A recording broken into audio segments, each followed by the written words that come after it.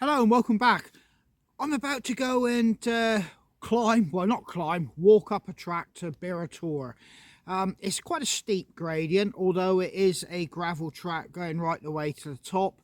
There is a working quarry up there, and yeah, it's very interesting, but obviously with a working quarry, you know, all the safety precautions, you can't just be wandering around willy-nilly, but there is a track around the side of it which takes you up to the Tor.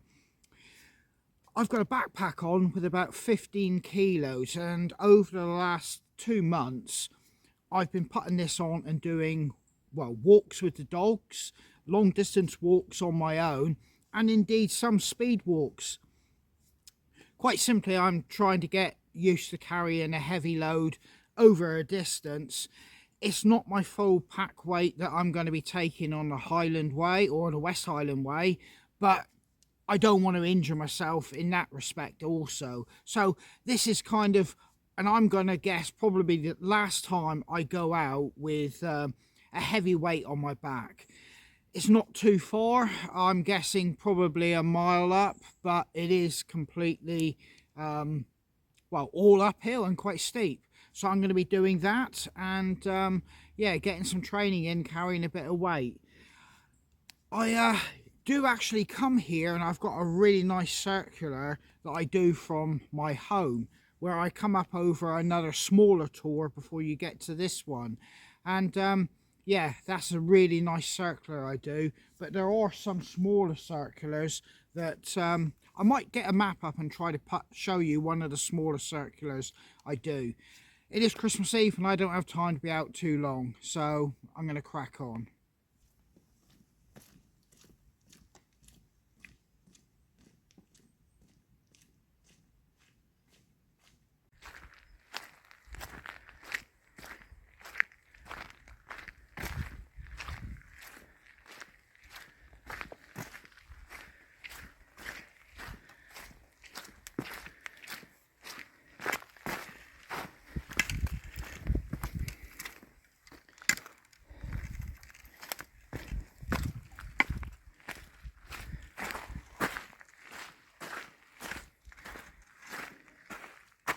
Now I'm looking at a woodpecker on a power cable.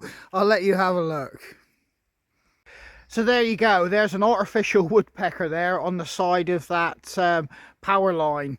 Well, the reason they do that is because woodpeckers are a little bit territorial, so if it sees one there and it thinks it's pecking and made its home there, a real one won't come along and bore holes into the power line upright there. So because obviously they are wood, even though they're coated in preservative and tar, they will still peck and burrow into them looking for insects.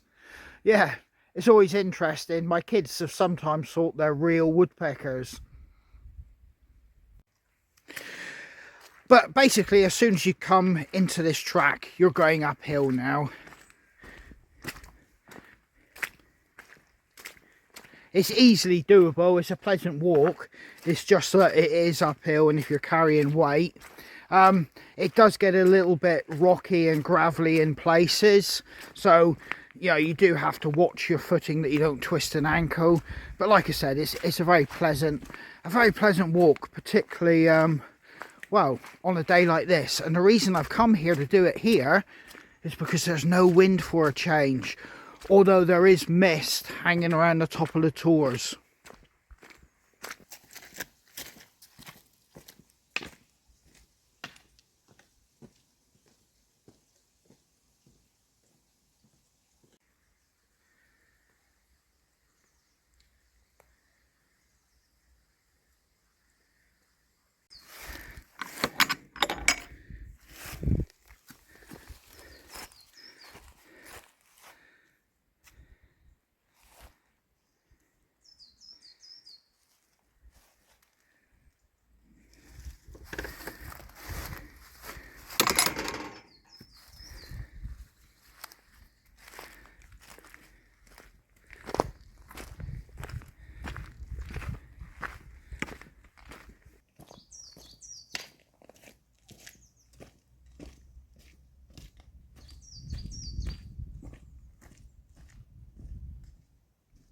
Well, the sun is actually trying to get out, and there is a very small breeze, not too much, but if you were to keep going up over there, you'd come to Bearah Tor, and to keep going from there over to Cheese Ring and Minions, and that would be definitely busy today with dog walkers.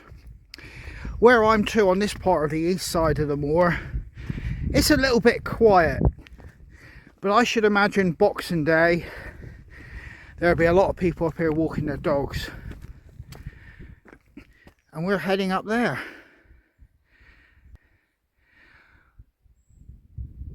There's definitely mist there floating around at the top. I do have my smock to put on if it does get a little bit chilly up there, but I don't need it at the minute. I'm already feeling this 15 kilos as I walk up this track.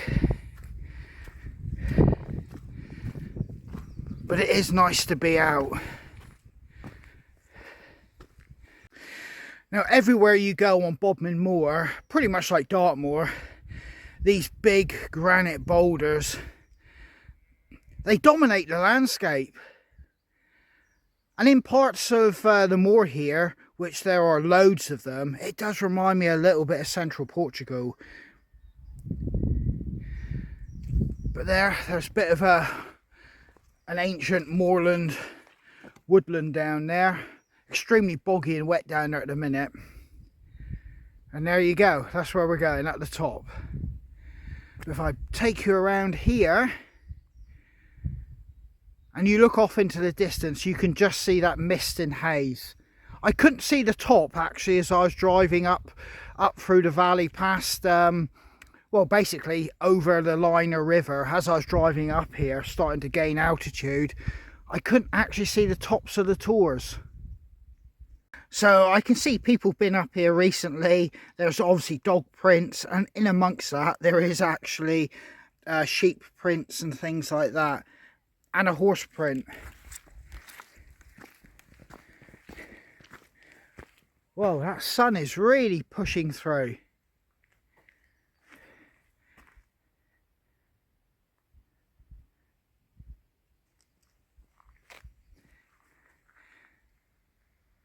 And if you look over there, way off into the distance, over that way, you can just see pretty much where I've come from, the opposite side of the Liner River.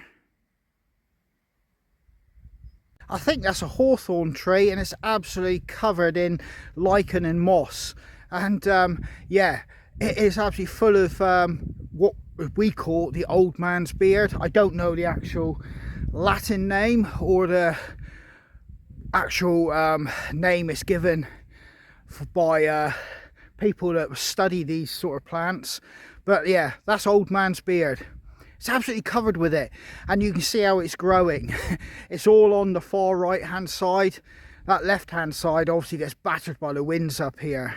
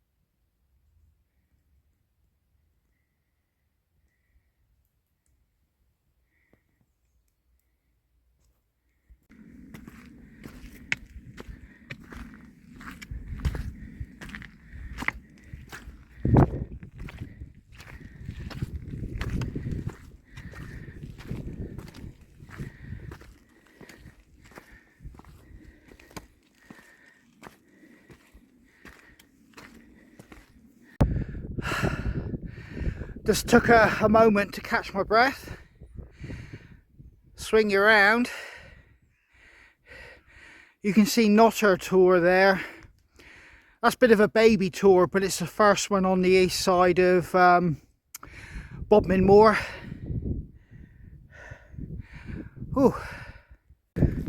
So as I'm kind of climbing out of the, well, re-entrant, and I'm heading up to the top of the Tor, you hit a plateau, and if you go left you can go over to Minions and Sharp Tor, Cheese Ring. You take a right, you go out to 12 Moor and Kilmore Tor. Now there is a little bit of wind beginning to blow up here now, and the temperature's dropped quite dramatically, but as I've got 15 kilos on my back, I am working a little bit, so I'm not feeling too cold. 15 kilos ain't a lot, I grant you that. When you're talking about, you know, my burden and what I'm going to be carrying, but it's a good baseline to start to keep me, you know, used to carrying stuff on my back. But I don't want to go full weight everywhere I go back here, because ultimately you do not want an injury, and that's my biggest fear. After all, none of us are getting younger. Right, that mist is beginning to roll in. Just over there is the outline of Sharp Tor, and it's a big conical lump of granite basically. It might just start to poke through as the mist goes past. I'm guessing it's not going to for a moment. Yet on this side, as you can see, we don't have any mist. It's coming in patches. Now Bearah Tor is there, and that's the quarry workings. But look at the contrast. And that's how you get caught out up in places like this. That mist just comes in and you can't see nothing. We're getting high now. And off down there, that's where I live, somewhere. I'm not going to try and pinpoint it. After all, I've only got one good eye at the moment.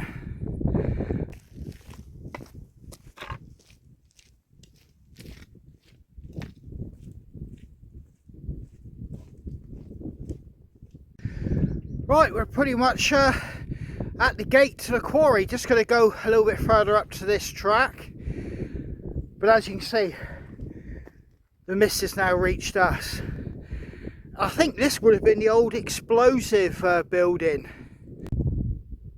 Looks like it's a statutory notice placed here detailing the rules, regulations and laws around explosives. You can just see the word there. It's pretty much rusted away, there's nothing left there. It would have been a long time ago, long time ago, that explosives would have been able, or are able, to be kept like this.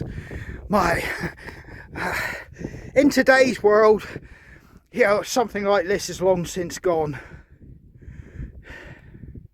I'm guessing these are piles of granite that have already been quarried, which are waiting to be worked, or they're not of the quality to be worked.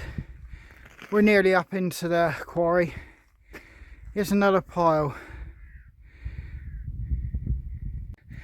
You can see polished granite slabs in amongst all this lot, so I'm guessing it could be waste granite.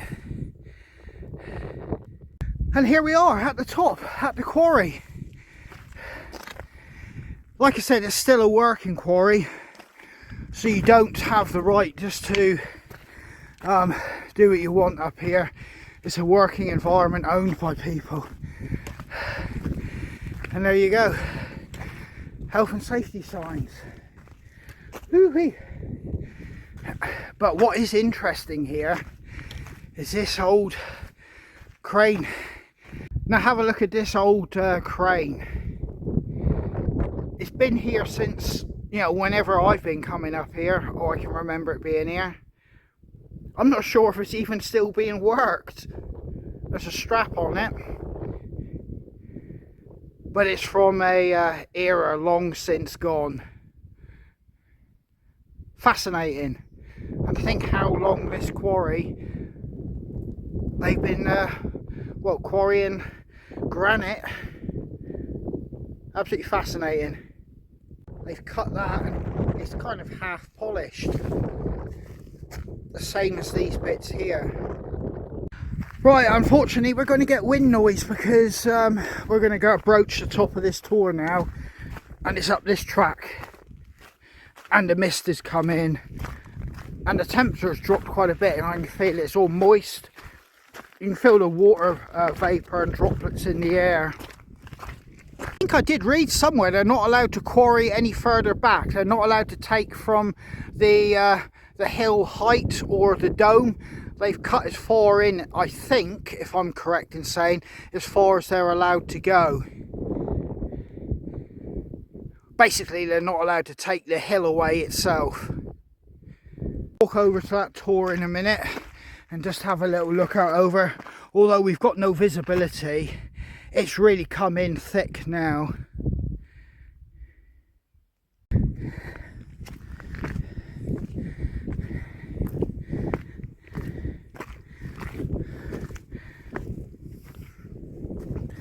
Right, we're out on the plateau and it's just mist. You can't see nothing. That tor is about as far as you can see.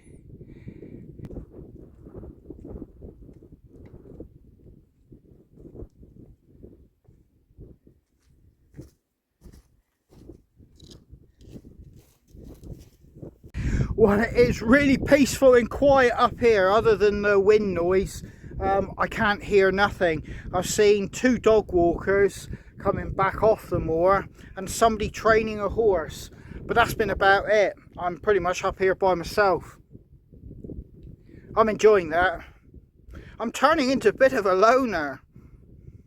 Right, if you head out over there, you can make your way to Bearah Tor. I don't have the time, and on top of that, with the weather conditions up here, I'm not going to try or bother.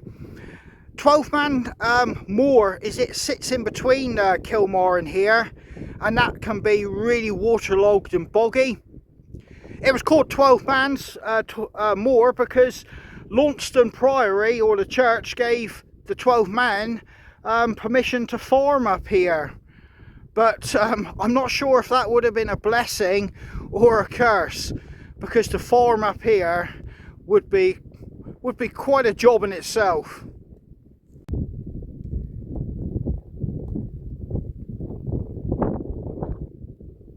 Right, I'm making my way over to this part of the tor just to get to the high point, and then I'm going to, well, come down off the moor. The weather conditions don't look that fantastic, and like I said, it's Christmas Eve. Although this hasn't taken me that long, yeah, I need to be at home. Evidence that some sheep hasn't made it. There's a jawbone there. I'm looking for the rest of the carcass. Badgers and foxes would have had it, I would have thought.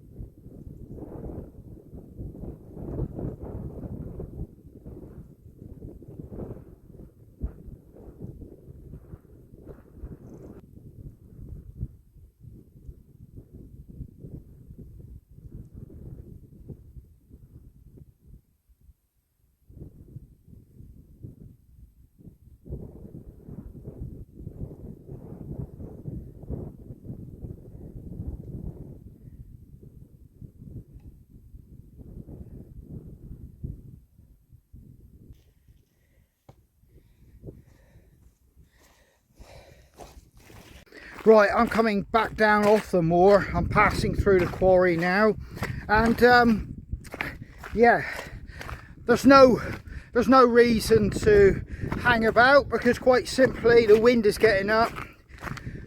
The sun's trying to poke through, like you've seen, but it just gets swamped with mist, and it is quite cold when that comes in. So I'm making my way down the track now, and yeah, that was thoroughly enjoyable. I enjoyed that. A nice little workout carrying this pack. Getting outdoors for an hour, I mean, that's all I've got. I've only got a small window of opportunity, and look, the family are all inside watching TV while I do this, and when I get back home we'll crack on with daily life.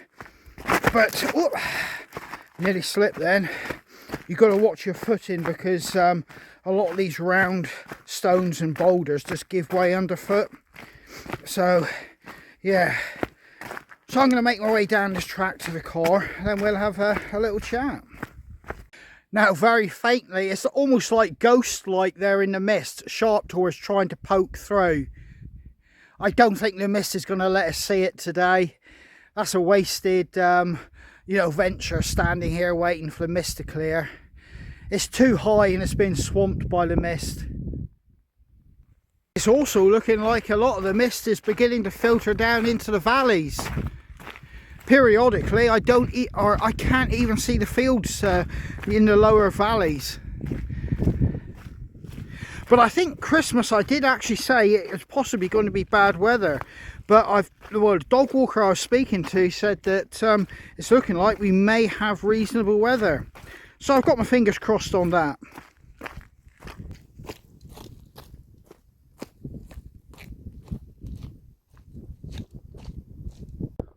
Well, that's the best you're going to get a Sharp Tor, I'm afraid.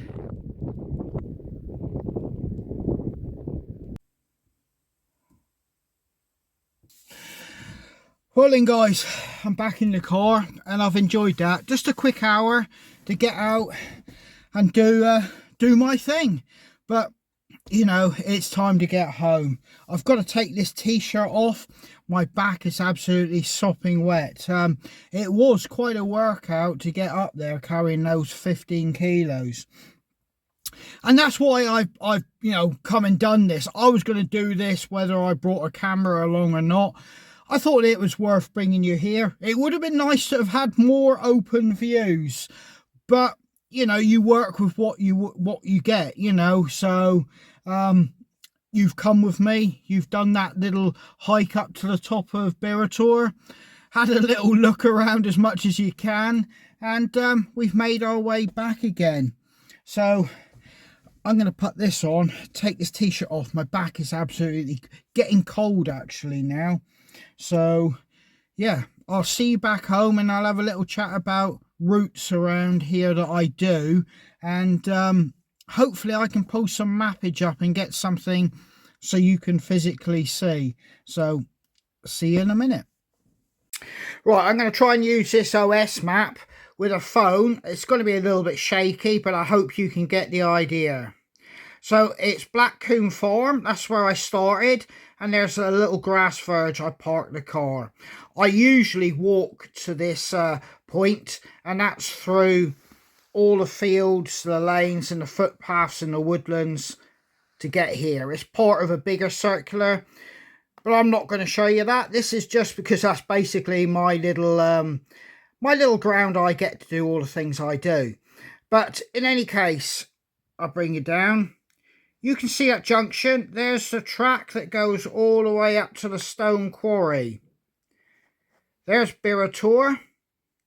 And from Bearah Tor, we looked out but couldn't see nothing because the whole expanse of 12 Moor was a sea of mist and fog. Kilmore Tor sits there, and that's at 390 metres above sea level. So, you know, it is quite high. Bearah Tor is 367. So usually I come up here, Bearah Tor, have a little look, then I head out across 12 Moor to Kilmore Tor, have a little scrabble round on the rocks if it's dry. Yeah, obviously you've got to think of your own personal safety and the conditions. And then I come around taking the high route because I don't want to go through this bog, and I'll tell you why in a minute. come back through Bearah Tor, make my way over to Sharp Tor, down through Sharp Tor. It's a well-defined path, through this track here, hit a metal road or a hard standing road, make my way all the way down through to Henwood, and back all the way out to Blackcomb Farm. And that's a nice little circular. Right, this piece of moorland here, I've been caught out before. I've been over to Kilmore and the mist and fog has come in, so I've only got possibly a couple meters of vision or line of sight. And I've tried making my way back to the quarry. And what's happened is, instead of, because I have no compass and I can't see, I've ended up, because of the terrain and how it hollows out, you tend to naturally walk in this direction. So you're basically going down and you don't realise it. And this whole area here can be a treacherous bog, and it can be full of water, floating vegetation. You can disappear on some occasions up to your bum. And what is a small stream can actually turn into, you know, quite a deep, very small river with floating vegetation in some parts. And you can find yourself getting into a little bit of difficulties. If it's wet and or extremely poor conditions, always try to take a higher route back around into Bearah Tor. Don't be drawn to come straight across there. It'll naturally, underfoot, you'll know it's becoming extremely boggy, and then just take the longer route and come up around here. But obviously, the reason I'm not showing this as a definite route, you have to look at the conditions, use a map and compass, and have a little bit of understanding of what you're doing up there. You could get yourself into difficulties. And if you're climbing on top of the tors, the rocks, it can be smooth granite. So when it's wet, slips, trips and falls could easily happen. And Kilmore Tor, there are some big drops on the opposite side. Not so much facing into 12 Moor, but facing out in the opposite direction. Yeah, there are some big drops. Right then, so there's the moor, there's the river liner, and on the opposite side, if you keep going up, you'll run into where I live. So basically, if I'm not driving, I just follow the footpaths, all the field systems, the lanes, and I walk and make my way up there. And it's quite a pleasant walk. Within, I don't know, 60 minutes I can be up into the moorlands, the high ground. I do sometimes talk about this high ground like it's mythical and you don't see a lot of it. But yeah, that is the high ground that I'm always referring to.